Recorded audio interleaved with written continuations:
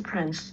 Our connection with Leigh is through Alan Luke, and we are having a special issue to honor Alan Luke's work. And then in working on this issue, we connected with Leigh. And without further delay, let's have Leigh to talk to us first. Our connection with Leigh is through Alan Luke. And, we are having a special issue to honor Alan Luke's work and working on. I'm just listening. I'm hearing a repeat of what you said, Angel. It's okay? Yeah, it's okay. It's all right? Never mind. Okay. Yeah, good to go? Yes, we are good to go. All right. I thank you so much for inviting me to be in community with you. I've had a chance to catch up just a little bit with you, this really beautiful study group, watching many of the videos, of course, spending a lot of time with the own learning, and study groups are probably, if anything, the most organic and rightful place of learning, particularly in struggle to try to figure out how do we live our lives so that we make things a bit easier for ourselves and others, to put it very simply.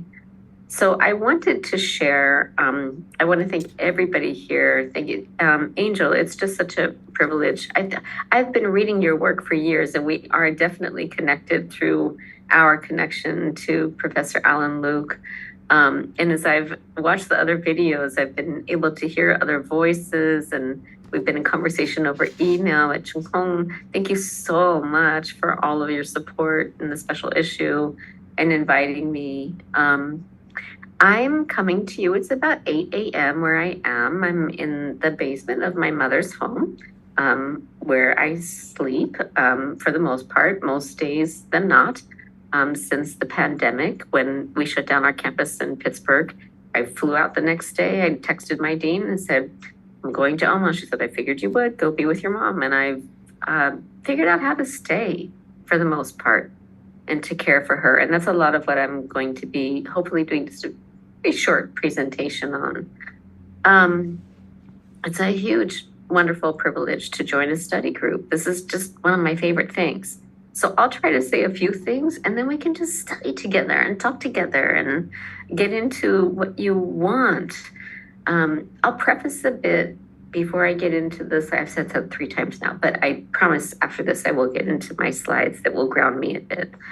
One of the things that has become an anchor in my research, and I draw from many disciplines. Angel, I very appreciate what you said, leading transdisciplinary. I'm like, I'm from a leading transdisciplinary scholar, but whatever. I draw from many disciplines because education doesn't have a specific discipline. It has to draw from many. So in going into these slides, one of the things that's really resonant for me, and one of the things I think about constantly, is why do we tell the stories that we tell? And what material impact do our stories have? So that's kind of the thread through which I tried to create a few images, some words, again, if nothing else, to focus me and ground me. And then we open up to some conversation, if that sounds all right to everybody. Let's do that.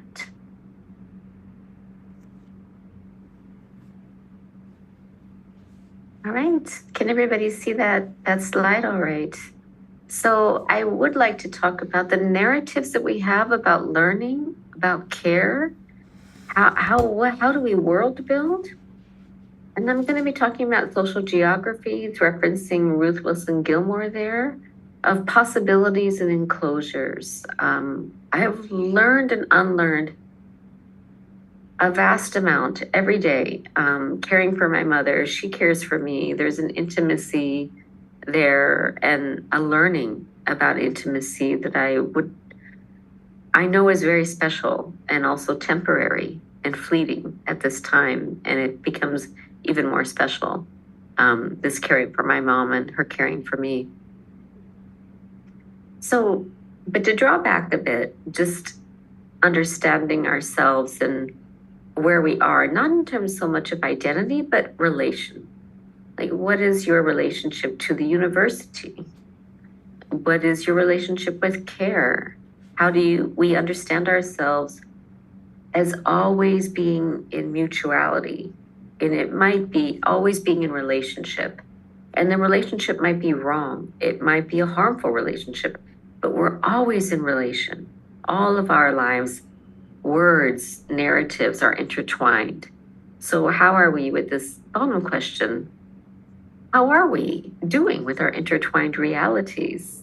And which includes, we have intertwined fates. So in thinking about that, I wanted to jump back to the summer of 2020. And this is,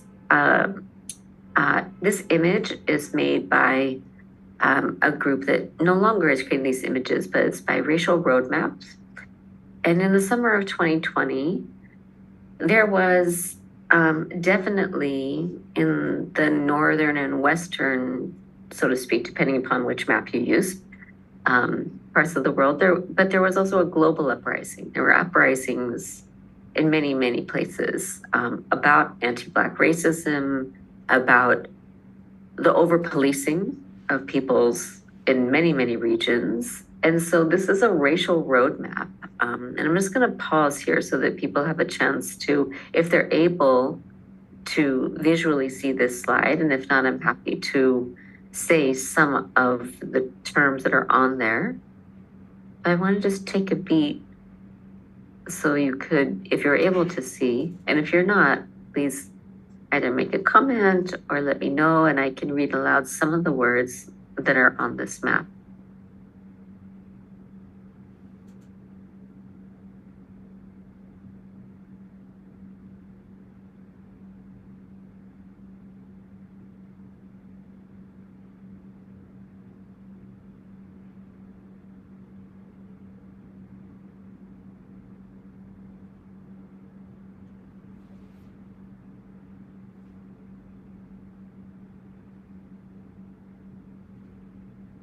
So one thing that I think I would like to pull our attention to, if possible, is on the left side of this image, in white letters against a Black background. It asks, how do you see and name this moment?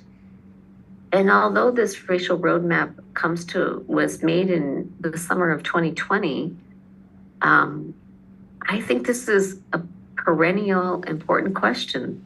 How do we see and name this moment? What is happening? How we name it, drawing from semiotics, drawing from cultural studies, from anthropology, from sociology, from economics, how do we see and name this moment? And that brings in this idea of the dialectic. How we understand ourselves, our conditions, is in dialectical relationship to our circumstances, the structures that allow for us to do things and impede us from doing things. And we're in constant making sense and action in that dialectic. We're always making sense of it and doing something with our sense making. So again, what are the narratives that we tell about this moment? And that's really one of the things I would love to just be in conversation with all of you about. It's like, how are we making sense of this moment?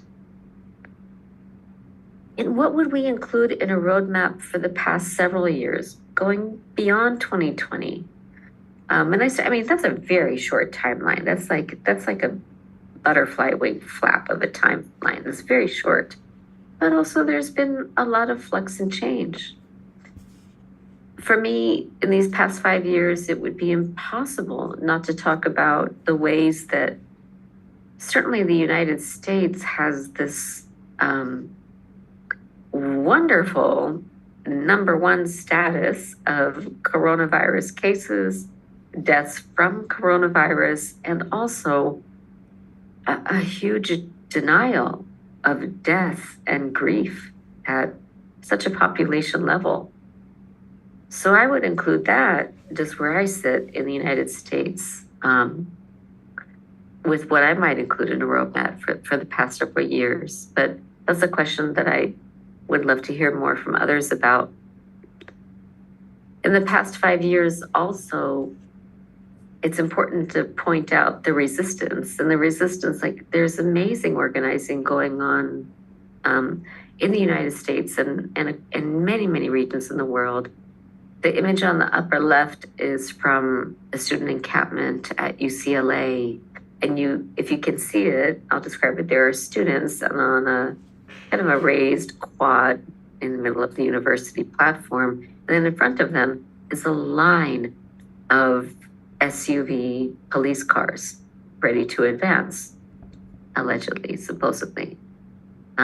We've had lots of pop-up sessions helping people to understand how to interact with immigration officers and self-anointed officers of immigration, even if they're not wearing a uniform.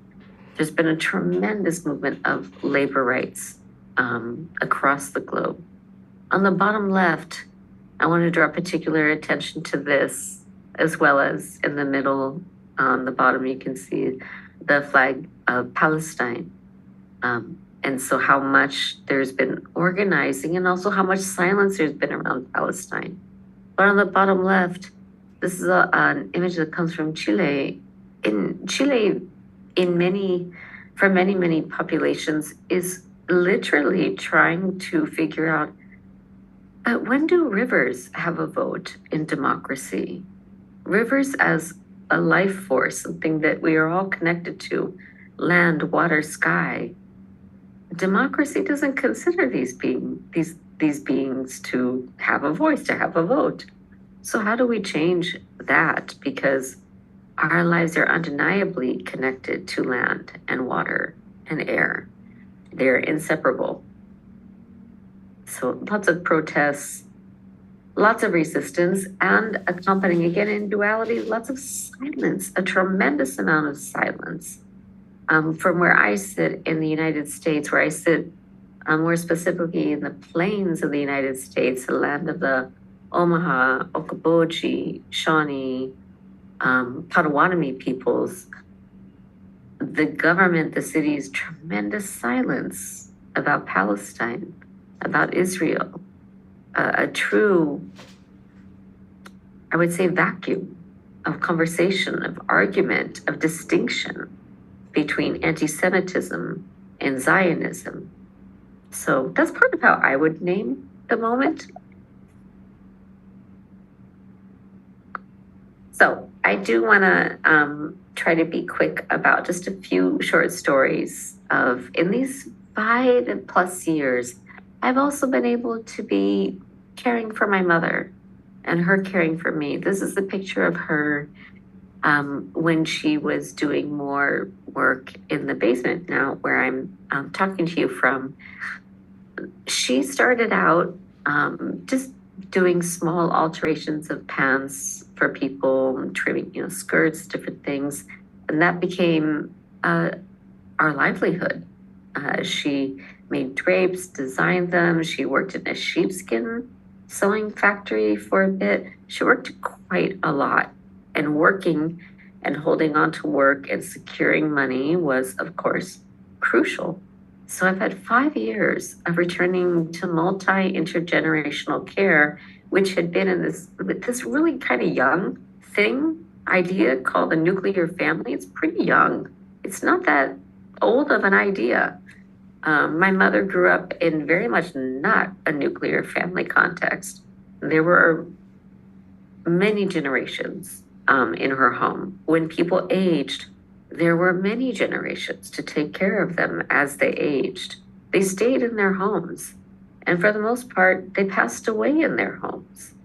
Not always, sometimes in hospitals, but for the most part, they stayed in their homes. And they were taken care of in their homes by their children, their grandchildren, the cousins of their children. It was very, very intergenerational. And I've been thinking a lot about how is it that two people residing in the same home starts to feel like much more than two people, starts to really re-enliven this intergenerational care, and what learning resides in that. So that's my beautiful mother. And I think about her, the world building that she did, the stability, this economic stability, when my father was no longer able to support us through, and this is one of the pieces that I recommended reading, and it's fine if you didn't read it, I'm more than happy to kind of summarize this. My father was a great student. He did really good in school, really, really well. He studented hard, studied all these things that he was supposed to learn. And of course, studenting is different than learning, very, very different than learning. So he studied all these things. And my mother and my father came to the United States before what was the 1964 Immigration Act. And that was, I sort of phrase it as like, okay, South Asia and some parts of Asia, give us all your engineers, give us all your chemists, give us all the people who do the sciences. We want that. We want the science and the engineers. And they came before that. So my mother came to the United States in 1960. It's a good time before. There was not a diaspora for her to connect with. So I have this image on the far left.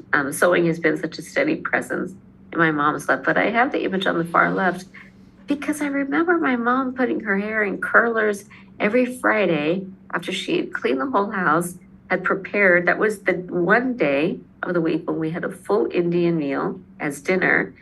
And then she would put her hair in these rollers. It would come out not so much like how this one looks on the left, but more like Mary Tyler Moore's hairdo. It was down and smooth with curls like this, because that was what she had access to. And she was constantly figuring out how to be her in this new place without a diaspora. And I have images, as you can see here, also of, I wanted a close-up of a sewing machine, particularly the one in the middle, to just magnify how complex these machines, how simple and complex these machines are, how much they do, and how masterful she is with it. And the image on the right is a much messier image that I would like, because it has a bunch of other things next to the sewing machine. But my mother has, at my last count, when I just looked before joining you, I think there are 7 sewing machines of varying ability. Some are industrial, quite heavy. They can handle heavy materials. So my mother grew from initially doing some alterations and doing some tailoring work in shops, grew this into a business that was hers, in which she was designing drapery and making it, ordering the fabric and making it for people. So that also, Professor Lynn and I were speaking before we opened up to everybody about, the powers that our mothers have, the knowledges that our mothers have, and how that was, we didn't speak so much about this, and I'd be interested to talk more about that with you, like how that was built out of necessity for self. How did that benefit others? So my mother did a lot of world building and possibility through these fugitive practices of learning and fugitivity from, because of circumstances. She could no longer just be doing things for others. She had to take the lead in many ways, in many ways, in terms of bringing in money, in terms of keeping a somewhat rocky, uneven household dynamic, keeping it even enough for us as children.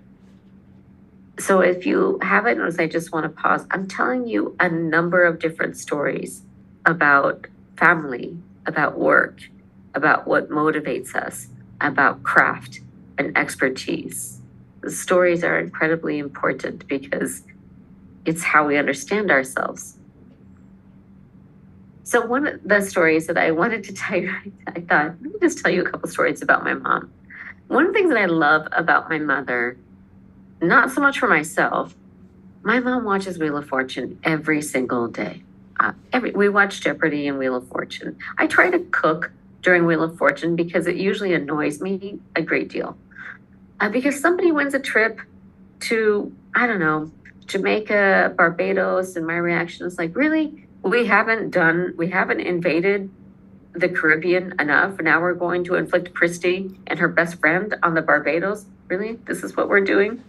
But in Wheel of Fortune, also, I wanted to bring up, my mom solves these puzzles, and I have no idea how she's bringing so much knowledge to these puzzles. Not because I don't think that she's incapable, it's because I don't know culturally, how did she come into contact with so many of these ideas? And I couldn't find the puzzle that I wanted to do a screenshot for you for, but I remember just last week, there was a clue and it included where there was a puzzle and it included the word kite. And there was just a K and my mom said kite. And I looked at her and I said, how do you know the word kite? And she said it to me in Gujarati. She said, "Banan is kite." I'm like, no. I get that you know what a kite is. I'm asking, how do you know the word in English for a kite? And she ended up telling me a story, which I didn't know about before, that in the region where she grew up, there was she said, one day every year, everybody flies a kite. I'm like, wait, what? 1 year, every day, everybody flies a kite? She adds the detail. Yes, well, just the men's. She said, just the men's. They fly kites. They go up to the top of the homes. In the area where my mother grew up, there aren't roofs like this. I'm making a motion like a V. They're flat on the top. So men go up and fly kites. And she said, and kids go up with them too. And I said, what are the women doing? And I said, let me guess, they're cooking. And she said, yes, they're cooking a meal because it's 1 day a year. So we have a meal. So like, okay, so let me get back to this Wheel of Fortune thing. I love this story. Although she remembered also, it stays in her mind, she said, because she remembered that 1 year a young child died because the child fell off the roof. And I'm like, well, if the women were primarily the caregivers, I'm not terribly surprised that there were a lot of men and a lot of children, and perhaps some of the men weren't as practiced in looking after the children. But it stays with her, this once a year kite flying event, because it was both beautiful and because someone died. So I go back to like, but how did you learn the word kite in English? Like, I get that you know what a kite is. And she said, I don't know, TV. That's it. That's her answer for everything, TV, which I think she credits TV with far too much. Another story that I want to share with you is the ways that I think my mother, for me, reminds me how viscous language is, that we cannot still it. We cannot freeze it. We cannot make it permanent, impermeable, subject to no change at all. It's not the nature of language. Language is viscous. It changes. And so I've included a little phrase at the bottom of this slide because in American English, oftentimes people say like, well, you should just talk to them one-on-one. We need to have a one-on-one, or we need to talk face-to-face. The way my mother says this, if somebody has kind of circuited around or evaded not telling somebody face-to-face, facing the confrontation, being in the conflict moment, if they've avoided it, circuited around it, communicated in like some passive aggressive ways, what she would say, and she said this many times, she should tell him right on his face. And I'm like, Mom, that is such a better way of putting that than face to face. Because what she's doing is like, she's saying like, if you've got a problem, you need to own your problem and tell that person right on their face. And I think it's I think it's a much better way of putting it. But the point is that one of the many, many lessons that I've learned from her is to be comfortable with the viscosity of language, with the viscosity of semiotics, and that its nature is to change. It's like water. We can, if we wanted to do a thing that a lot of French people have tried to do, which is to not allow new words in the language. We can try, but it's not going to work. There's always going to be new words, new phrasings. And the tighter we grip, it's like, that's not the right word. That's not how you say it. actually, ironically, the less control we have over it. So I really treasure, and I hope I continue to treasure leaning into the lessons about language that come to us from people who are not, that's not their mother tongue, and how they use the words that they've known to communicate it in sometimes such a more clarifying way. So I did want to talk, I think my last story is about intergenerational care, then and now. So I've been able to care for my mother. She cares for me. We have an intimacy of witnessing each other. My mother is the most profound witness and the most sentient witness to the work that I do to take care of her. I have on the upper realm here of this, the upper part of this slide, all of the advertisements that senior assisted living facilities, which are also a relatively young idea, how they market themselves. And for the most part, this is marketed to the children of people who are growing older, because this is like, oh, okay, there will be activities. And look at the furniture. It seems like kind of an entrance to a pretty good hotel. But in actuality, Atul Gawande writes about this beautifully in his book on mortality. As people age, what they want is comfort and companionship in their homes.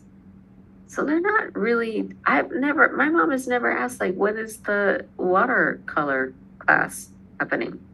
Tai Chi she does ask about, and we want to get back to that. But she doesn't ask about that. She doesn't ask about, where are there comfortable chairs to sit in the lobby? What most people want at varying ages is comfort and companionship in their home, what feels home to them. So as with, as Atul Gawande opens in mortality, in my family, it's only recently that we've had elders pass away in places that were not their homes. Even though at the point of transitioning to another plane, they of course are surrounded by family and that can create a home, but most other of our elders passed away in their homes. On the bottom right, I could not but share a picture of my mother and I with you. That would have been wrong. So it's a picture of my mother and I. I have a blurred picture of all of the notes that I make every day about her blood pressure, her headache, her dizziness, how she's doing. Because elder care and caring for all, especially when they are going through difficulty and illness and sickness, requires a lot of attention. And as people are living longer, elder care providers, their load is much bigger than it used to be. And I've made the choice to stay with my mother. I've made the choice to travel a lot more to the place where I work and negotiate terms with them so that more days than not, I am with her. And I also have a picture of a paycheck. I'm fortunate to have a paycheck. Of course, I'm fortunate to have a paycheck. And then there's so many forms of labor that are not monetized or not. I don't think we have enough stories about the kind of labor and love and intimacy and learning that happens as we care for each other in quite high need times of our lives. It could be when we're older. It could be after we've experienced that we're no longer able-bodied. We're living with a disability, whatever that might be.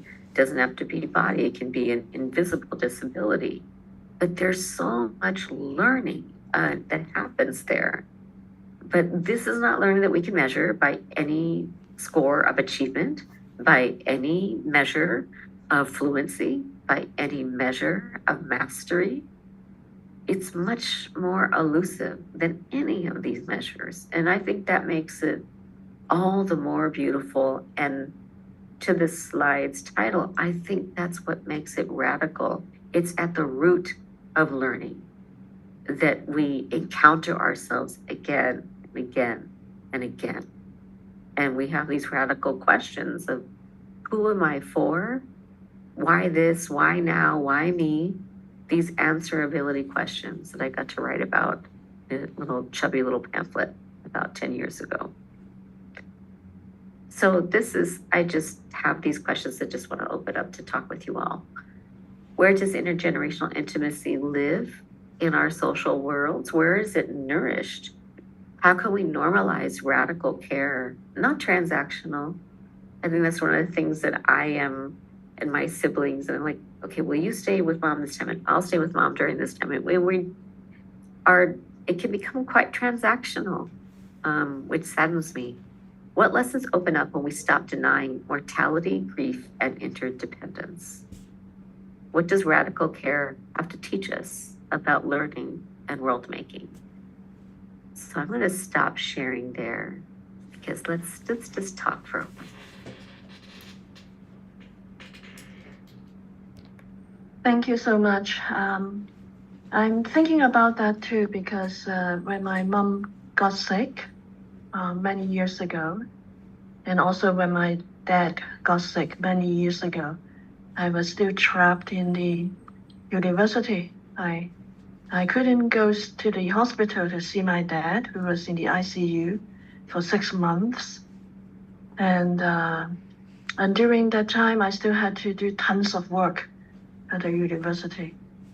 And even when I offered to say I pay someone to some part-time lecturer to help take up some of my work, then my supervisor said, no, you cannot.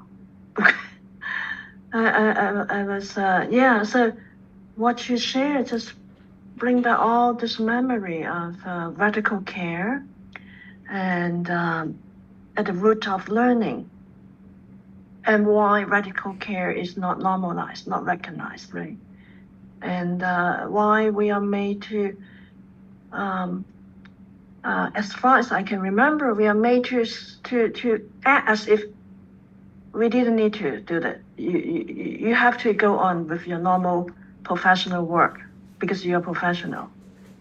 So that really, all these years, I haven't been able to really theorize it. So thanks for this, for sharing all these stories and also theorizing radical care and at the root of learning, why we don't recognize it, right? Yeah. So the floor is open to our co-hosts, and so feel free to jump in. Bungie, since you got up so early. No, good morning, Bungie. It just reminds me a lot of things, and I'm still trying to wrap around with my some of the ideas, but this is one of the things that I've been also struggling with in my own class. I start to understand how higher education is now becoming more transactional or customer oriented relationship, and how does the teaching evaluation becomes a form of, okay, customer care, and here is my dissatisfaction, and I am going to lay out to you, publicly shame you or personally shame you, and that's kind of the cycles that I'm seeing, where students are now, I don't know why, but getting more and more into, I need this, I want this, and then, but those requirements or demands are endless. And I found that I'm trying to bring those alternative ideas and trying to go against heteronormative mainstream ways of doing things and teaching. And I try to embrace other ways of knowing and understanding and learning. But at the same time, it's really, really exhausting at the same time, where students are demanding, can you do this? Can you do that? And certain things I do accept because it's, again, a signal of, okay, this is different ways of doing things and there's room for accommodation. But at the same time, there were moments where I cannot accept, and students would get really upset. For example, asking for bumping up their grades, or so there are several things that wasn't acceptable, and students get upset, and they latched on to teaching evaluation, and I see the conflict between my teaching philosophy and the current higher education, where a lot of things are very much promoting customer service oriented service industry. And I feel very stuck and where I stand. And I don't know the answer, and I don't know the questions. I don't even know how to formulate the question because this is an ongoing struggle for me right now. But how do you, and then the last slide that you share with us really, really nicely visually captures the how the emergence of the care discourse, and how this becomes refashioned into this is modernized architecture, and you will receive a really diverse experience with others. We are there for you, and you don't have to worry about us, your parents, but we are going to be the who are caring. And these are the kind of messages they're delivering, and we implicitly internalize from all these different kinds of modernized images, and we start to buy into those. And so I'm just trying to, and then you're kind of what you're presenting to us is no, there's an alternative discourse, and we have to embrace this. And I'm feeling the tension. I'm in the midst of crisis or of conflict, and I am still trying to navigate. How can I stand in between? Because I can't stand here or here, but I have to navigate. So, and I wanted to hear some of your insights, how you are negotiating or resisting the alternative. So I'm just like, sending you such a warm hug, and all of us, because I mean, context is everything, right? So it's capitalism and acting as corporations it's not very new that universities have been doing. Like it's new in a very, very long look back to universities, which is also universities have always, their projects of exclusion. Only some people can go to such and such university. Then when that dovetails with capitalism and shopping and customer service, now we are so far afield of what learning is. Like when I went through, which I wasn't intending ever to become a professor, but I ended up finishing my PhD. And when first one of my professors asked me, when I kept taking classes at the university down the road where I was teaching 7th grade language arts, like 13-year-olds, 14-year-olds language arts. And this professor said, like, you have a lot of credits. You could get a PhD. And I said, what am I going to do with one of those? I mean, I like my job, but what do I do with it? So I continued to teach. So to bring this back to the classroom, how I feel really deeply I resonate with what you're saying. I remember a few students coming into first sessions of courses and saying like, well, I'm trying to decide between courses, so I just wanted to sit in while I shop. I'm like, no, you're not shopping. No, I'm happy to give you a copy of our living syllabus, what we have mapped out for the first third of the class, but there's no shopping here. If you want to talk about your learning, you want to talk about what it is you're interested in, I am more than happy to set up a one-on-one appointment, but you may not come to the class to shop. And Harvard has a designated shopping time when students can go and visit classes as though they're walking through, take your pick of what large store, and just like putting things in the cart, and then maybe I don't want this, or let me try this, maybe I don't want this. And I think that does such damage to, again, what is the core meaning of learning? And it isn't accumulation of things I've read. We don't read things. Hopefully we don't read things in order to say, like, I've read this. Look at all the things I've read. Look at all the things I've done.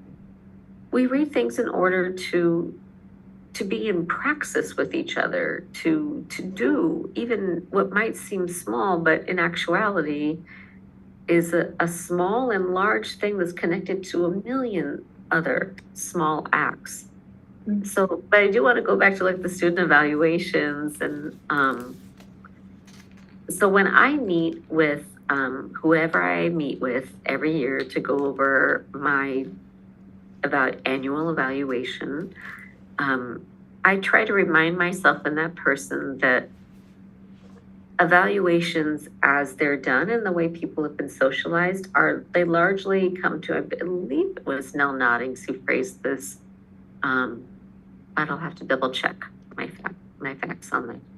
The evaluations are largely love letters or hate mail.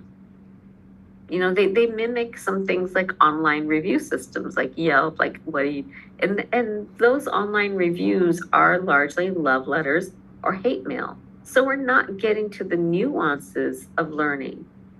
Oftentimes, if people have a chance to write in fields, that's where I learn the most about what were moments in the class where they experienced difficulty that I didn't know about, and I need to know those things. I also do things, and this is just a very kind of practical praxis thing that I do. I also just do my own evaluations and tell them I'm way less interested in the university's evaluations because I don't get to form those questions.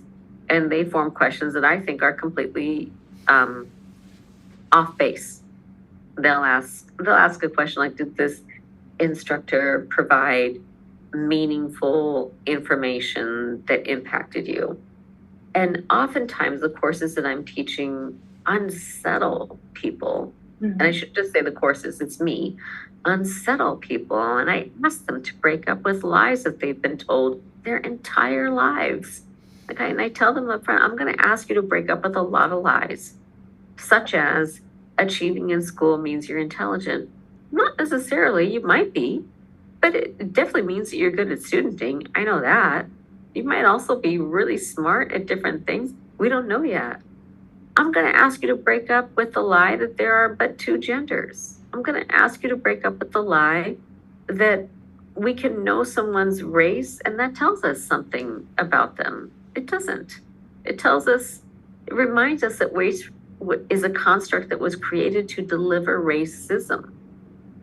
So I do my own evaluations too about midpoint. I ask them like, and I'm going into detail on this, and sorry for the length, but it's such a great question because we're all engaged in forms of teaching, and we're combating. As you said, I'm in the middle. I would say more like we're in the mix of trying to design spaces where learning can happen and not have it be transactional. So when the students respond, and I tell them also, like, tell me what's getting in the way of your learning. That's not a question that our university has on its questionnaires. Like, was the professor organized? Did they explain the subject material clearly? Could you understand what was expected of you in the course? And all of those are legitimate questions, but what I'm more interested in is what's helping you to learn in this course, what's getting in the way of you learning. And I also think, like, I want to know these things, but I might not be able to change them for you. And I think that's also a good reminder that not all teachers are great for everyone. It's a relationship, right? And those evaluations treat teaching as transactional and have an idea of what counts as a good teacher. The best teachers I have, and Angel, I'll kind of just connect to you in this way. Like Alan, I definitely think of Alan as a mentor, and I don't use the word mentor lightly or with many people at all. He's one of the few. And Alan and I, we didn't have lengthy conversations. We didn't have a time when I would sit down with him and he would give me advice. He said some very short things to me at different points early in my career, and they were rockets for me and anchors. So the questions that you're talking about in the student evaluations can't get close to that kind of ripple, powerful effect. And for me, it's just been helpful for me to distance myself with what I think, especially as a professor of education, these evaluations are offensive to me. Like, you're not asking about learning, you're asking about customer service. So I don't care what the evaluation said. Yes. There is a question by Beatrice Ruth. Hi, thank you for your question. Radical care, what is radical care? I see that you oppose it with transactional care. And so radical, transactional, maybe you can unpack it for us a bit more. Radical care. Yeah. Versus transactional care. Yeah, it's a wonderful question.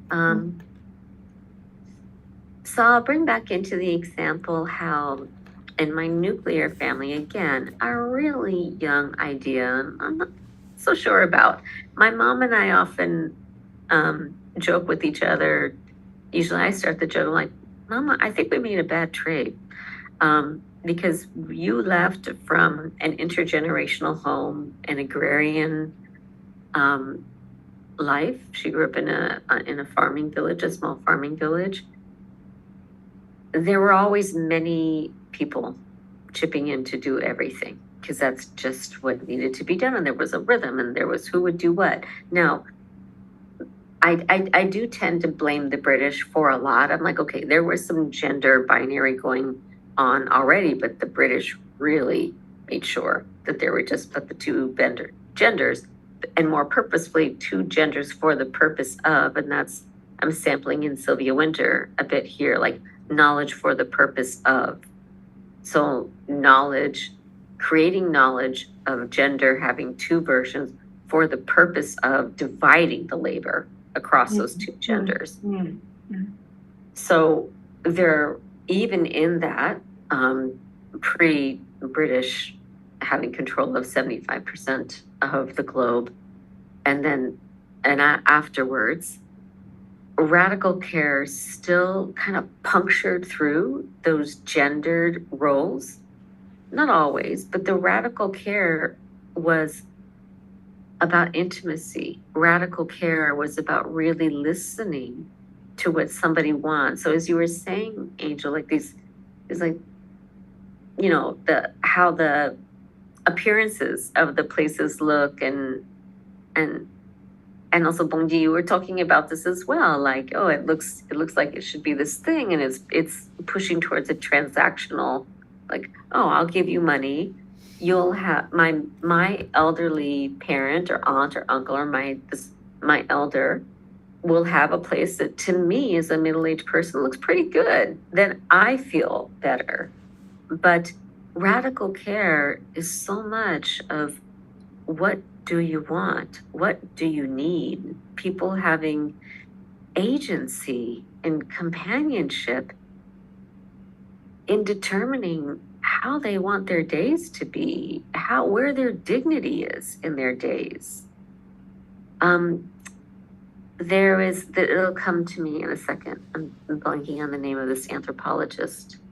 It'll come to me. He's very, very well known. He's like one of the biggest anthropologists or most renowned anthropologists, but wrote a book called Asylums. And in this book, Asylums, he included nursing homes, elder care facilities.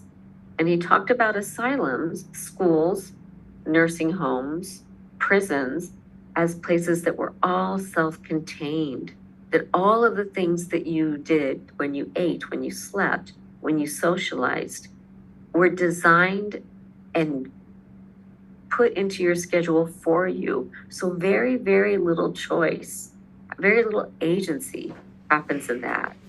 And so when I think about care in its most radical form, it listens far more than it creates spaces before asking the person what kind of space they want to create. So a radical care,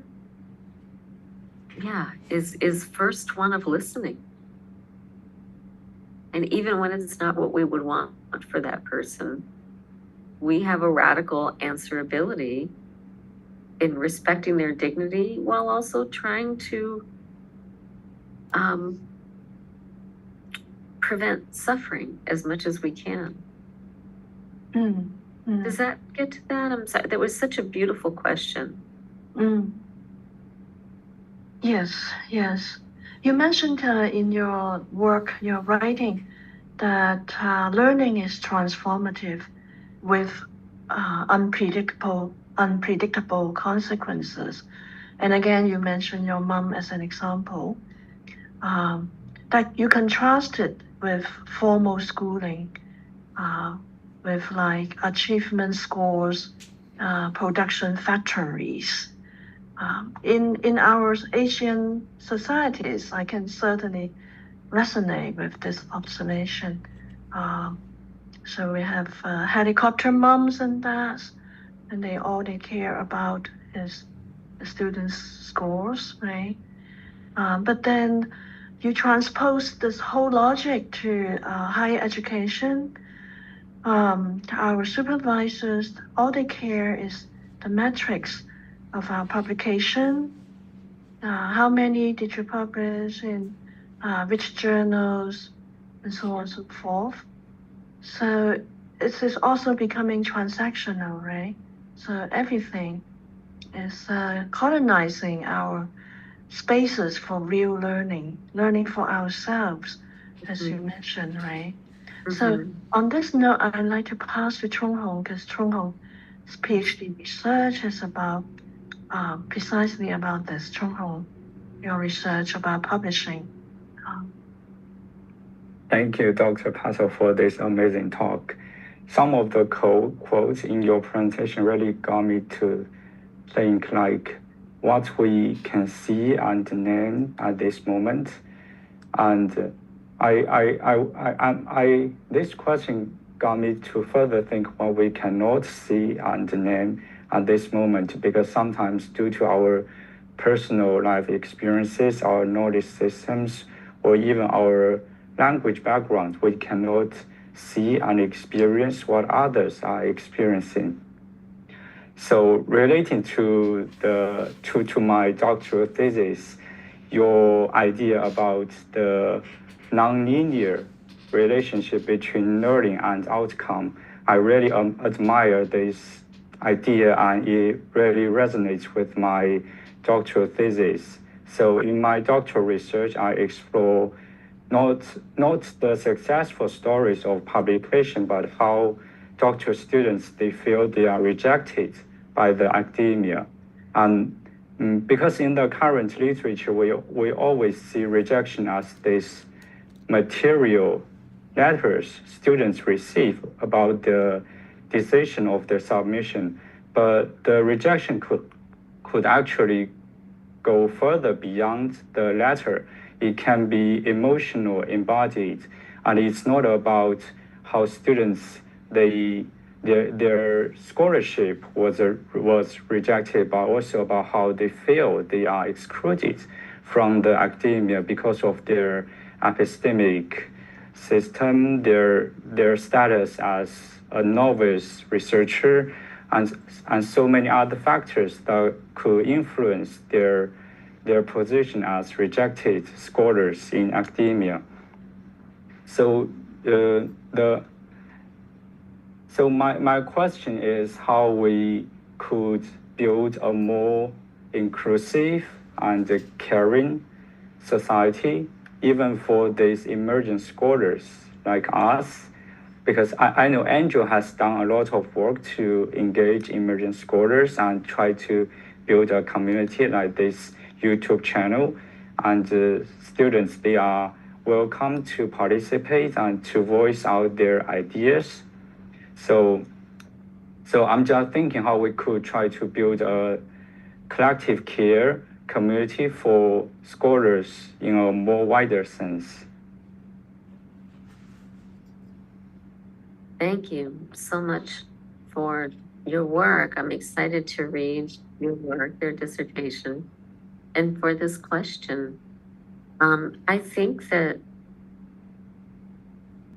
I'll try to touch on, maybe I'll try to limit myself to three things. So I'm constantly like focusedly three things. Try to focus on three things.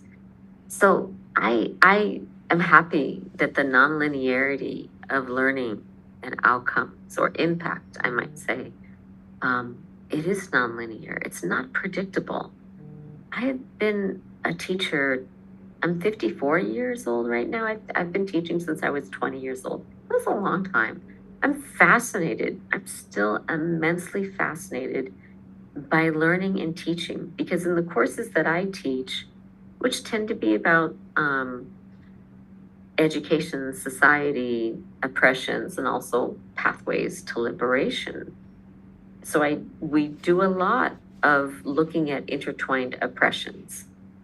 And I never know. Like nobody comes into the class.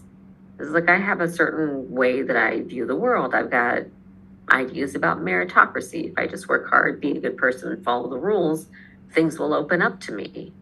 I have ideas about who gets into university and which universities that is probably also based on the lie that has something to do about their innate intelligence. These are all lies. But very infrequently does somebody say, like, I've got a bunch of ideas about how the world works and how it makes sense.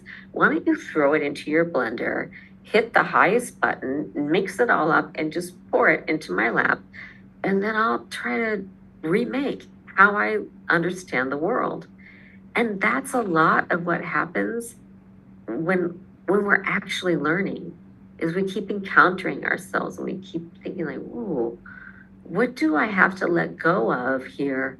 Not knowing completely how I might be as I continue down this path of both unlearning and learning.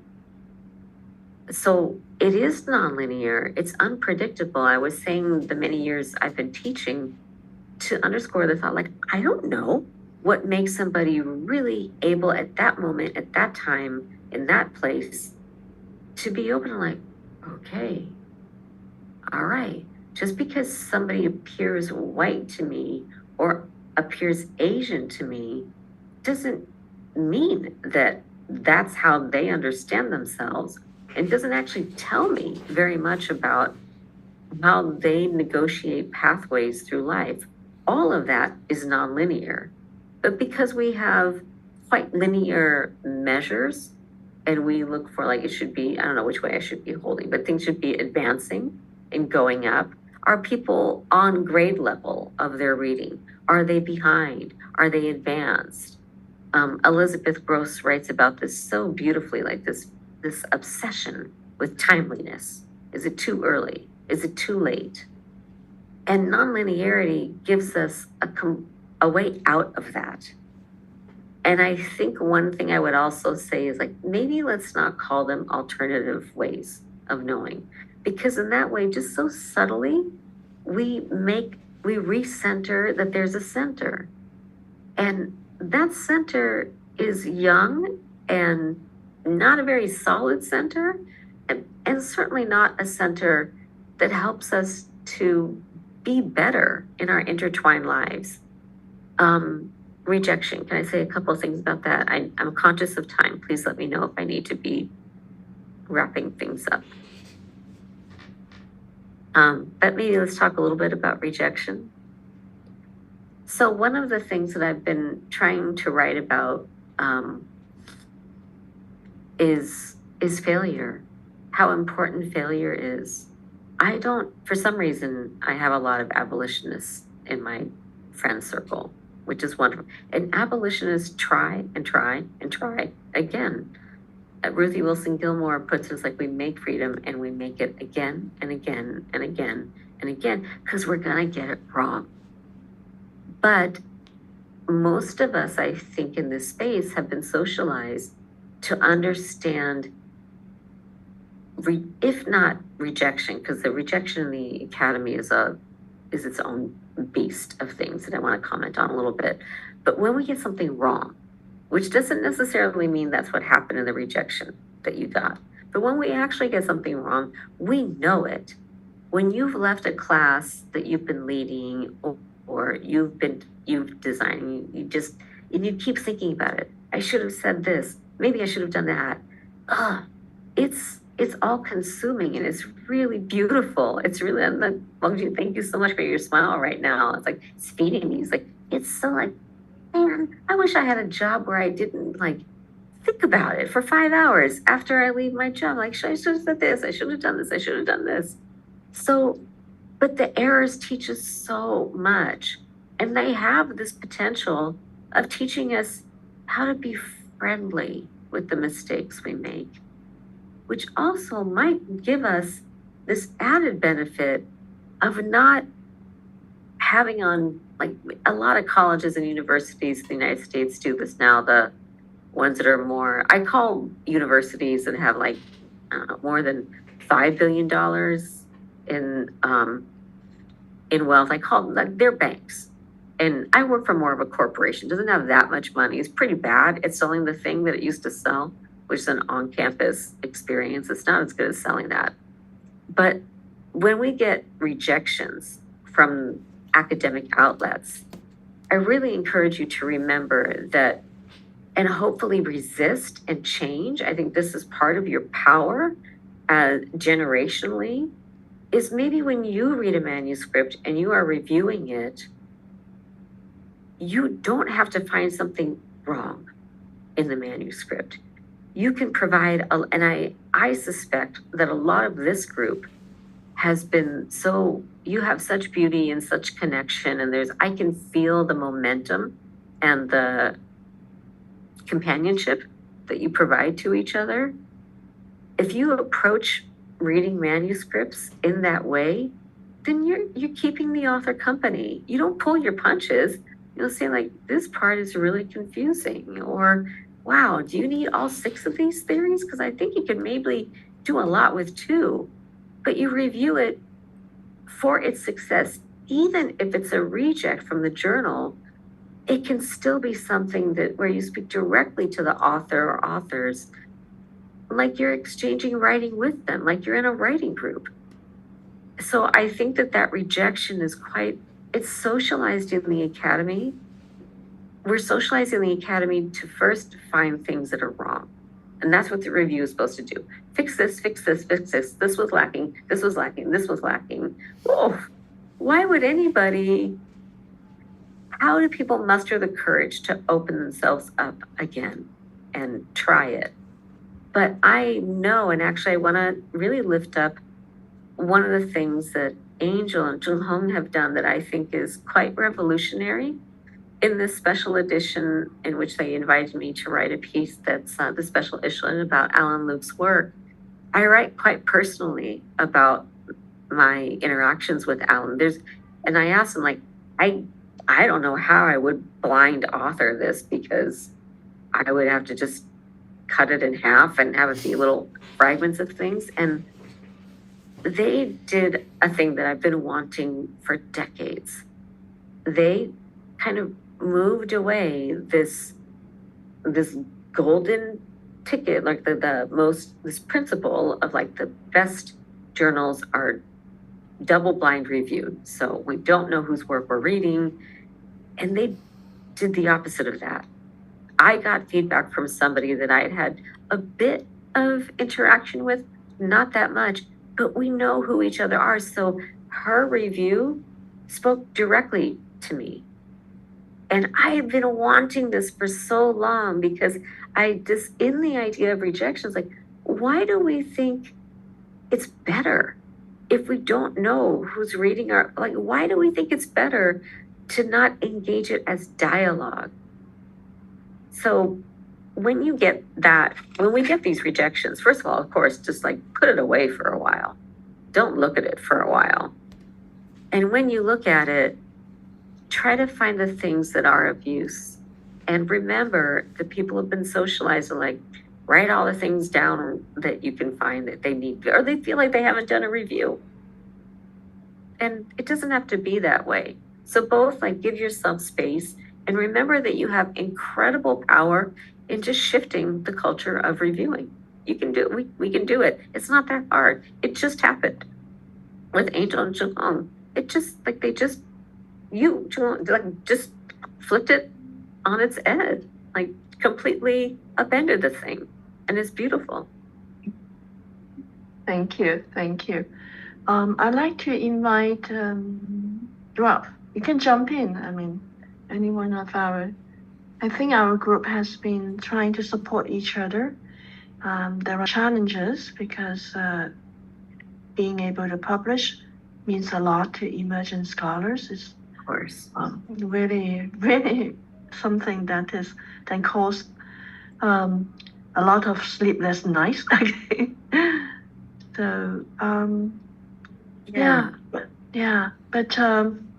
but we always try to support each other and also try to keep the learning at heart. So in this respect, maybe Qinghua, you can share your learning through all these struggles to publish. That's learning. Of course, there's also a lot of heartbreaking moments. Yes, thank you very much for this opportunity. Actually, I first want to share something, and I do have a question. First, I would like to say that my journey of going through the PhD, I kind of feel that apart from the degree, apart from the publication and the training that I have received through all this journey, I think I, in fact, can feel very strongly that I personally benefited from this journey a lot. It's for my personal growth. It's not for any transactional gains. But of course, there are things there. But I can really see the significance of my own, I would put it, transformation.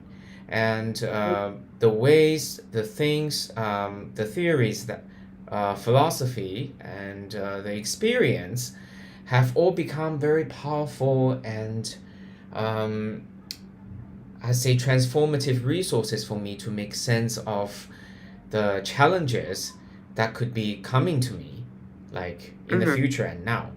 And that's how I feel like one of the greatest like assets that I have obtained probably from the journey of doing this PhD. And so that's my personal sharing. So like if I don't get anything out of like any transactional things out of it, I kind of feel that it's totally fine for me, and I've already feel like I will benefit a lot like from the long run in the future, and I can really feel it. So this is something that I want to share first. And also secondly, after hearing your story and of course reading your work, I also feel that I think what you said about formal education is somehow a process, I feel like putting us at a disadvantageous position of being able to doing this for us, right? I kind of feel that the formal education is like taking away this ability of our own way of making sense of what's happening to ourselves for the care of ourselves. So we will take the formal education and all this journey and all this like, for example, transactional things happening in the university, the capitalization, the neoliberalist discourses has taken our ability away. And I really feel that is very important, and I can see that if more people could have it, like to be able to, how do I put it, to be able to at least partially and temporarily at least suspend ourselves from interpreting our experience from this neoliberalist discourses, then I think it will greatly enhance our overall well-being. So my question to you is, like, apart from going through probably academic journeys, like how more like people who are like more or less into this neoliberalist game can have the experience of maybe potentially or temporarily suspending us from it so that we can pay more attention to our own well-being. Yeah, thank you. Yeah, this is a really beautiful point. I actually want to try to paraphrase and would like you to tell me if I'm hearing you well, if I'm picking up what you just put down, so to speak. So how is it that we can be in relation with ourselves continually when we're in formal places of learning, but I would also add, if I can, and informal places of learning, because learning happens everywhere. Like universities don't own learning. Right. They own property and land and things, and it's behind paywalls, but they don't own learning. But I just wanted to paraphrase, am I getting that you're correct, that you're asking how can we be with ourselves within a neoliberal project that is very much transactional? Yes. And be with ourselves in a way that leans more into care than how many things have I accumulated? Yes, exactly. Okay. Yeah, thank you. Okay, great. So I think there are so many examples of that happening all the time. And sometimes they're within universities. K. Wayne Yang, his book, A Third University is Possible, really draws on Ngugi wa Thiong'o, who many of you know passed recently. Ngugi wa Thiong'o was the person who reminded us the abolitionist universities has always been present. The decolonial is always there in the colonial. And coloniality at its core is about extraction and accumulation at the same time. And it does that by severing bonds, our bond with our own selves, how we understand ourselves, how we understand the root of us, the root of what learning is. It shatters the bonds between various life forms so that rather than the earth being relative, grandparent, mother, father, child, and that our lives are intertwined so deeply, the planet becomes places of resources or food supply chains, which is another way of saying like, oh, a chain of labor exploitation. Coloniality wants us to sever from ourselves, from each other, and from each other for the purpose of having stratification, those who have much more, those who have much less, and make meaning of each other in that way. So one of the ways that we can return learning to its rightful place, which is struggle, which is care, and not care in a really robust meaning. I mean, not care is hard. Tony K. Bambara wrote once, do you really want to be well? Because being well is no joke. It's not for punks. Being well means encountering oneself again and again, breaking up with so many lies, slowing down. As Angel was saying, we have we're expected to produce, as you all know. I don't think I'd land a job as a professor now, Angel. I mean, I think you would, but I would not at all. Because the expectations of how many widgets you were supposed to create, and by widget, I mean just things. They could be articles, grant submissions. Are you already bringing in money to the university? And also, hey, have you shifted the field through your dissertation? These are ridiculous expectations.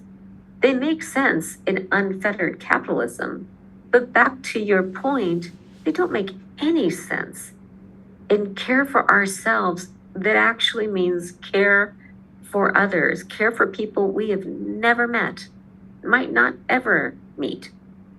And if that's the radical part of care, the care is about wellness, integrated wellness, being able to be present where we are and not equating our worth, and definitely not equating other people's worth with how many widgets they made. So I was just commenting on something on social media. Somebody who I have a lot of affinity for this person. They said, like, oh my gosh, how do people update their CVs? Because it seems like when I go to do it, it takes so many hours. And listen, I've had many universities lie to me and say the system we're using has changed, but this one's easier. I'm like, no, it's not. And a lot of the replies this person, because they were asking for tips, like how do people do this, keep it up to date. Lots of suggestions that I think were really good. Like, you know, I just keep a running Google Doc, and whenever I submitted a paper or do a talk, I just add it there. And so that helps me to keep it up to date. I don't do that. I just submit to the fact, like I relent. I'm like, okay, so for 4 hours, probably once a year, I'm gonna have to go all back through my calendar and list every time I bought a bagel and toasted it or made dinner. That's how silly it feels to me. But I don't do it regularly. And I'm trying to bring this back to your comments. I don't do it regularly because if I did it on a weekly, monthly basis, I would let the messages of how many things I've done get into my body way more than they need to be. Because that's not the radical meaning of being a scholar, being an intellectual. It's not about how many things you do. It's about the quality. And to quote Ta-Nehisi Coates, it takes a really long time to write a good sentence. So if we know this, if we can share it and have that as knowledge and lean with each other, be supported by each other, then what we can do is start to puncture this narrative that tells us that what matters most is when you're applying for a job is how many things you've created, how much money you've brought in, and your social network. Who has written letters for you? We have the ability to shift that, but it's much harder if we keep looking for worth in what we've created numerically, not in terms of quality, but just how many things have I done 5 articles this year, which is preposterous to me. I can't do it. Articles are painful to me. That length, like I can't, it's painful to me. Does that, please bring me back if I've veered too far from what you were talking about. No, I think that's very good sharing of insights. Yes, thank you. Yes, Leigh. Let me invite our youngest member, Amy. She's just a year 2 PhD student in science.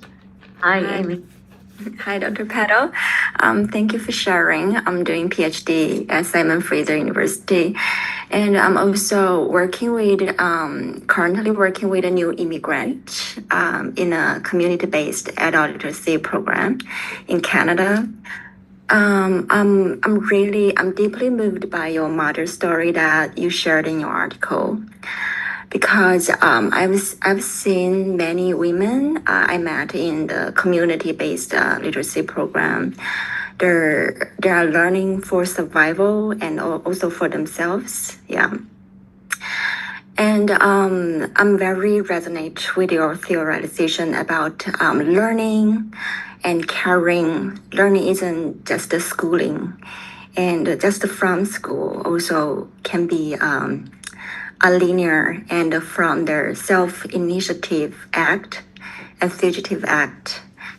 And just I'm thinking the era we face today, Just one learner asked me, oh, I want to learn this and this. Can I just, but my children are too busy. That's why I'm here. And can I just learn everything through AI?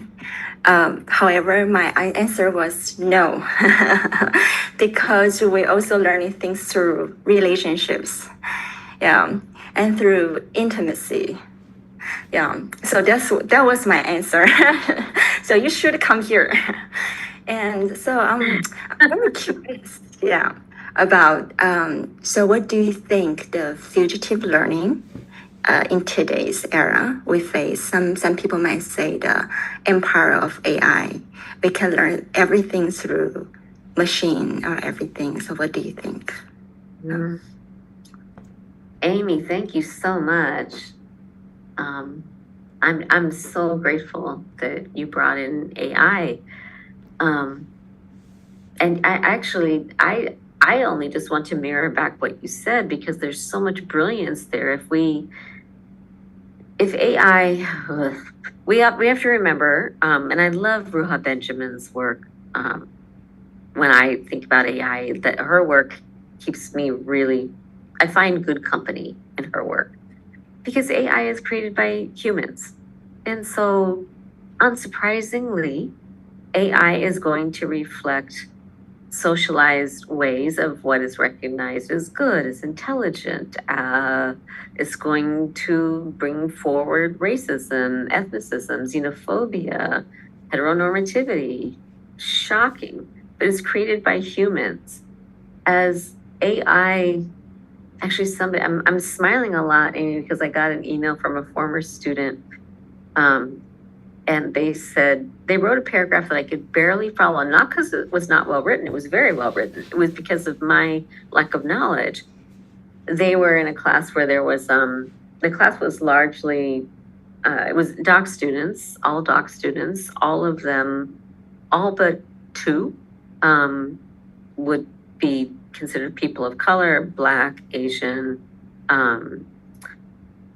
Latina, Latinx, Latine, and two Native peoples in the class. And there was this white person named James. And James was really struggling with his whiteness. He was wanting to break up with it. So I would sometimes playfully like, James, go ask Lori if she has an eraser board marker. Cause go do this thing for me. And we would laugh, because I'm like, James, okay, who has some thoughts about this? Like, James, you're not allowed to talk first. As a way of like, you in your very body, when you walk into a room, you get automatic authority. And he was trying to refuse that. So I just got as well, which is why I kind of playfully, I just played with him like, well, James, you were the last one to enter, or whatever. I would tease him in lots of ways, because he would be a person in any class, most classrooms, to be seen as like, well, he knows what's going on, because look, he embodies knowledge, absolute truth. So this person who emailed me wrote, I'm sorry, I always take the long way around to come back to the comment, but this person who emailed me said, so I ran some of your words through AI, and it told me that James was like your favorite target for put downs. And I responded to the person, I said, I don't think I ever did anything to put James down. I was trying to meet James where he was in breaking up with whiteness, and just reminding him, like, yeah, you don't get to talk first. And yeah, go get me that marker that I forgot in that room. Because that we hardly ever ask people who have cultural dominance to do things like that. We usually ask women to do that. Hey, can you, and they're the ones who stay after class to help clean up, to do everything. This is also one of the things that, let me pause right there. So just for the AI, like when this person wrote me, it's like, that AI thing that you did is completely inaccurate. And what you've done is ripped the context of where James was in his own wrestling with whiteness. That's gone, that's lost in the AI. But I want to mirror back to you this gem that you just gifted us all is that we have to be really vigilant. Lots of good uses for AI. I'm just a little bit too old right now to figure out what they are. And not so much old, like I'm busy taking care of my mom. That's my priority. So I'll figure it out, some things I have to figure out, and I'm sure I can leverage it in good ways. But you said this really brilliant point, is that what it does is create distance. It does not help to design places where relationships come into being. And that, to me, is very dangerous and already a loss, and potentially an even larger loss. Because if we are interfacing less and less and less with each other, then it becomes even harder to do that thing I mentioned a few beats ago, which is care about people you are never going to meet. Because that's really the way that we can be reminded that we're always connected. So in the really ridiculous, kind of crumbling empire of the United States, had to happen, it's happening, it should happen, actually not quite this way. People will die and they are suffering. But this society acted like there had been no impact or grief or loss. And when we do things like that, it sours inside of us. So I think that's connected with AI as it draws us, as it creates distance from others, that will also do something inside of us that will make us, I would say, probably very less adept at care, very less adept at caring for ourselves, being gentle with ourselves, being comfortable just sitting with ourselves. And it will, I think it will probably add some fuel to the fire, at least in the United States, in a society that has refused to acknowledge grief. It probably will not be very quick to understand what you said so brilliantly, is that, hey, what's happening to our relationships as we use AI more and more? What's happening to our meaning making together? This group, this amazing group. If you didn't have this, and you're so beautiful when I ask, like, do the students get paid? Which I just always ask. It's not, and I don't mean like, oh, that's an indictment. I just always ask it because I think it's a good thing to ask. And I love the response like this. We've learned so much from Professor Lin, and Professor Lin has done so much to create a space that I can promise you is as nourishing for Angel as it is for you. Right? And so what if you didn't have these relationships? What if, like, oh, let's just, use AI and chat GPT. Right? What a loss, right? I just love hearing the sound. Like, no, why would we take away precious, precious relationship? Because it's life-giving. Chat GPT is not life-giving. No. It's a simulation. Yeah, a simulation. Yeah, it might be a way to get through like a forced, I don't really want to take this class, they keep making me the same thing, say the same thing. Be a way to, but not. It damages, it distances. Yeah. It's so sad that a lot of us are embracing what is simulated as if it was real. So it's so sad. Every single word you say is so important, and especially now that you say we don't know how to care for ourselves, and just sit there without any social media, any AI, and be comfortable with oneself, right?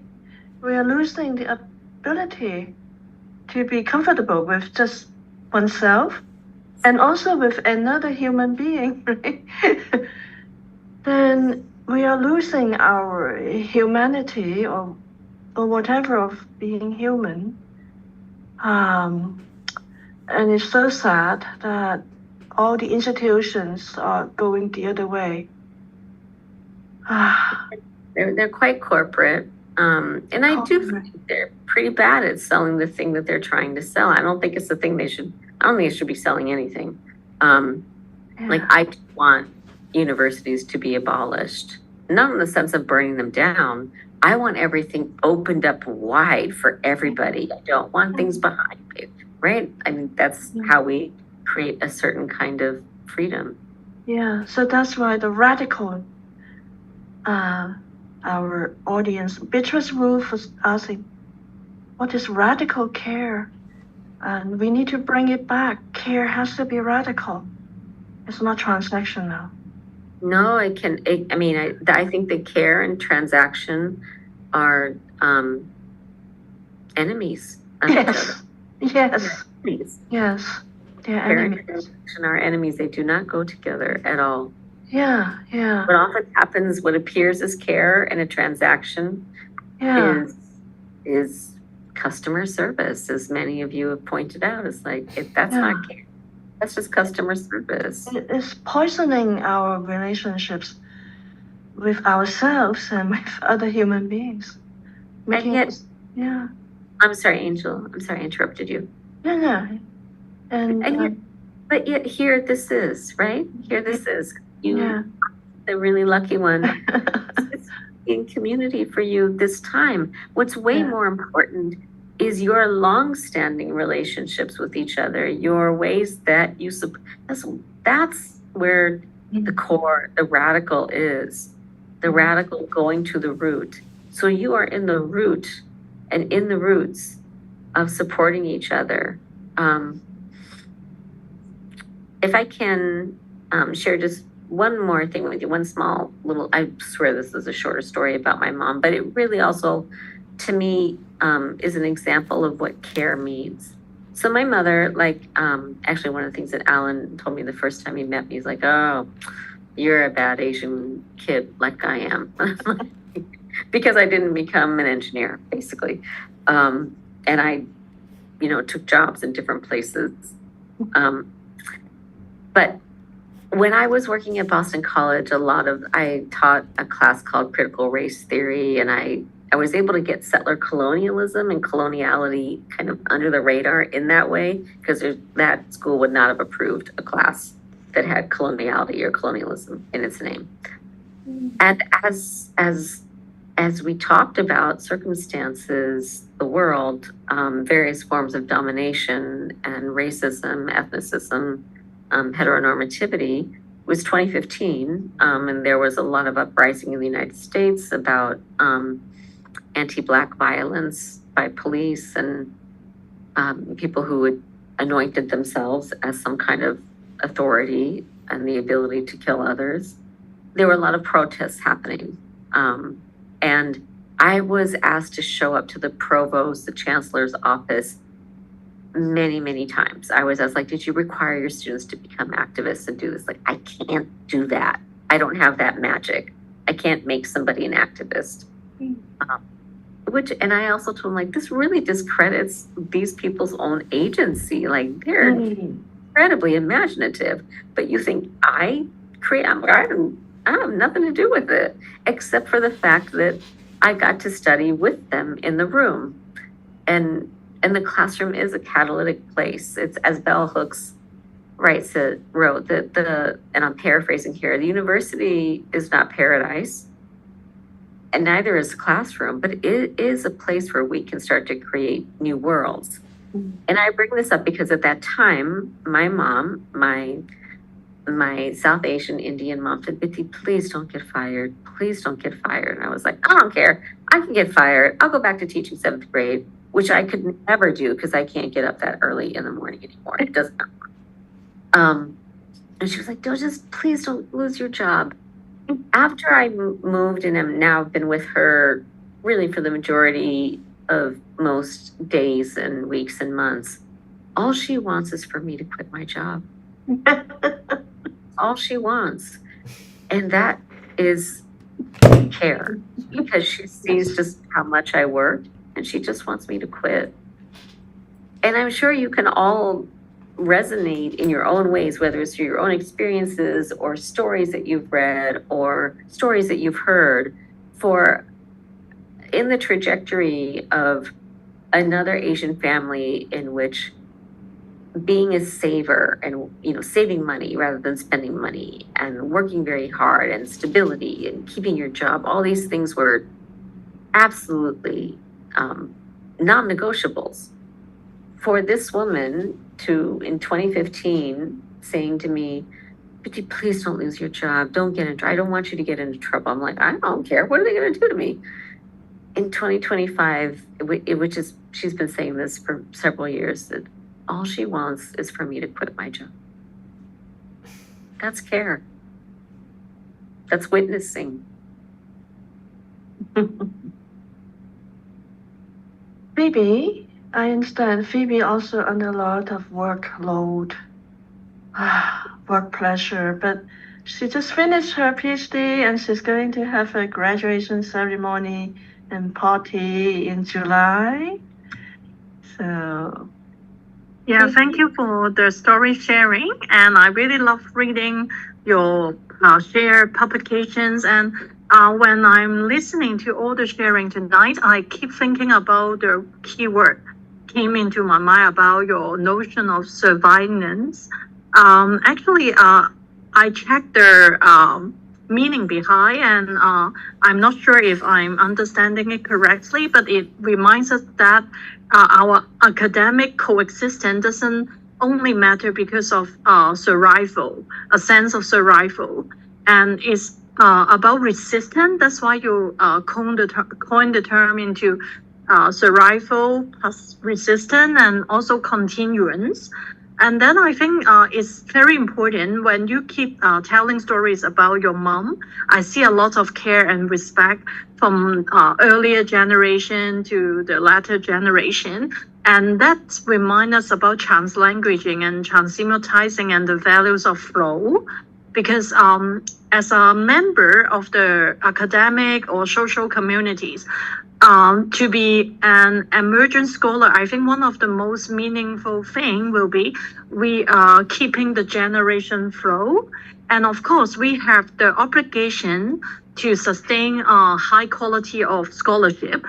But at the same time, we want to develop our own continuance and also our own awareness to say no to something that may turn us into just machine-like productivity, or use AI to replace our own transsemiotic agency or creativity. And that's what I want to learn from scholars like Angel and other scholars like you.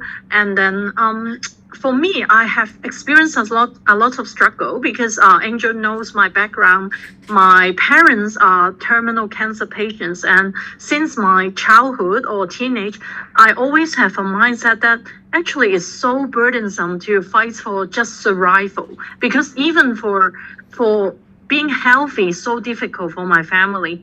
And that's why it really hurts me a lot when I see a lot of struggle, deadlines and burdens and benchmarking and qualifying standards. And actually it's like fighting with a lot of resources, time, and also my life values with my family. So it's all happening, and I can't say that I can triumph throughout the journey. And even after graduation, or even for the celebration of my doctoral conferment, I don't think it means that I win anything from the battles, but I still value the process, the understanding, and I really feel happy that I experienced all the struggles and even all the tears, all the hurtful feelings. And I think it's part of the flow and growth. That's why I don't really have a big question in mind about reading your work about radical care, but I think it's really a big challenge to practitioners or teachers or some researchers like us to really develop our own values and our own understanding of your term survivance, how to sustain our continuity and how to feel yes to our own true feeling. instead of just saying no to ourselves and denying ourselves all the time. And that's what I learned from tonight so far. Yeah, I hope I'm giving some good feedback for your generous sharing with us. Yeah, thank you, Phoebe. And I appreciated getting some of the comments, some of your ideas with others ahead of time. I do want to be really clear that I did not coin that phrase survivance. And it's very important to go to the source.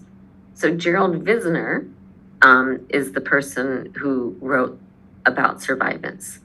And he discusses the ways that Native peoples, and he was insistent that they not be referred to in the singular. He noted that as a deeply colonial move to just refer to Native people all as the same group, which we have a tendency to do.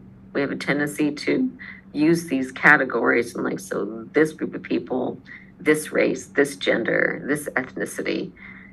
Survivance, as he defined it, was, as you put, survival and resistance. So that is embedded, its core, its belonging, its birth from him is about the stories and the ongoing story of Native peoples being alive and creating and counters. It resists stories that only talk about their demise and their erasure. Eve Tuck's work on suspending damages is also very helpful and linked here, because in her letter to communities, which is published in Harvard Ed Review a while ago, it's probably maybe 10 to 15 years ago, it's an incredibly strong piece if you haven't read it, which she suggests to her own specific Native community in Alaska is to just suspend damage, not to deny that damage has happened, but just suspend it for a moment so we can take a step back and see and know ourselves much more fully dimensional, so that we don't, if we see ourselves through damages again and again and again and again, how can we possibly be the people who would care for ourselves and tend to those damages? This invites outside experts to come in and fix us. Again, a deeply, deeply colonial move. Knowledge for the domination of others, that is designed to have an expert from the outside come in and fix an apparently deficient group of people. So when you brought up survivance, I definitely wanted to make sure that we all know that Gerald Visner is the person who wrote about that, and that it has an important critical genealogy. It's really important to trace that, to situate it, and to keep that context very alive.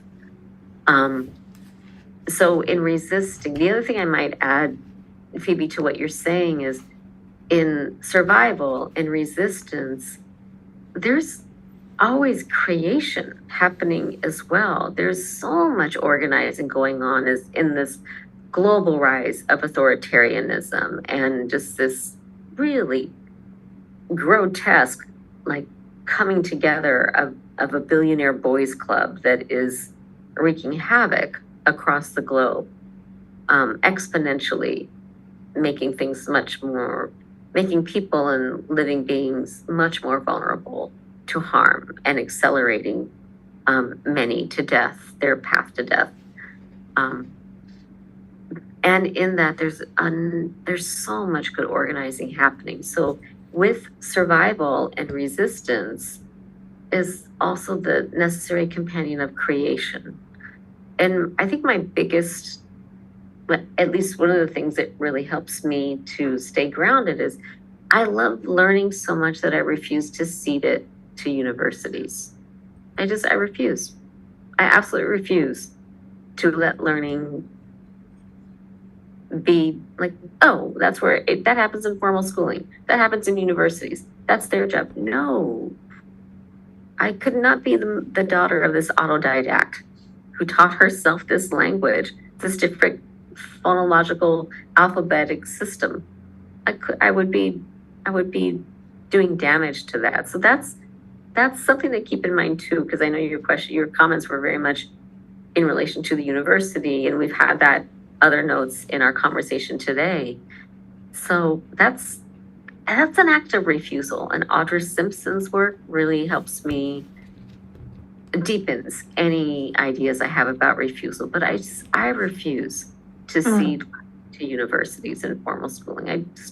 It's factually incorrect, and so it's also a way to resist that claim. Like, here's where you come to learn things. Nah, PhDs are like voc-ed schools of how to become professors.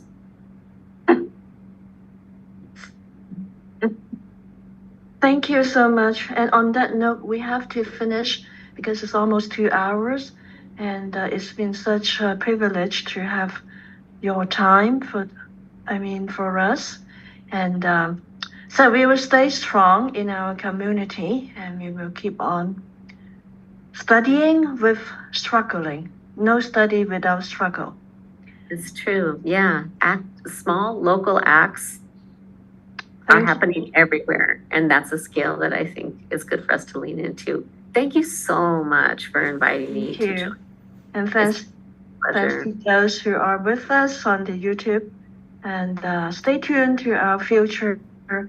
I will. I definitely. How have I not known about this before? But yes, I've just subscribed. Press the little button, and you will get notifications of our future events. We also put videos onto our channel, so it's not just having this kind of seminar. We also make videos there. So once again, thanks to our community, thanks to everybody, Chunhong, Bongyi, Tsinghua, Amy, and Phoebe. And most important of all, thank you, Leigh. And thanks to others who stayed with us for almost 2 hours on the YouTube channel. Thank you. Until next time. Thank you for this study session. I loved it. Take care. And take good care of ourselves. And yes, take good care of yourself. Yeah, drink water, eat foods that don't come in a wrapper, move a little bit. Yes, don't be so sedentary. Okay, bye-bye. Keep well. Bye.